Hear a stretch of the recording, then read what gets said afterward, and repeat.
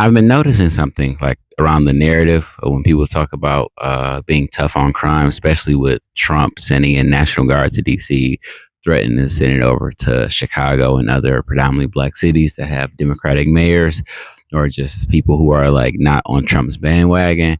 I've been noticing the conversation about like how crime is like rampant in these cities, right? Let's not even focus on the fact that crime is down based on statistics, right?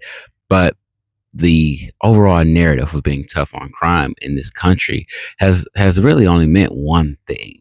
And tough on crime means how many niggas can we arrest? Because if the focus was truly being tough on crime, we would be focusing on the factors that create the conditions that create crime, right?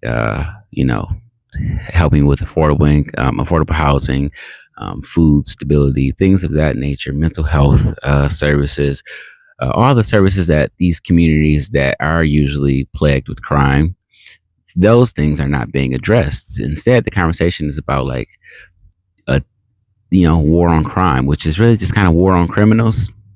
And DC is a great case study for it, right? Because in DC right now, they said that carjackings are down for sure because a lot of police and National Guard, they are crime deterrents, but not crime prevention.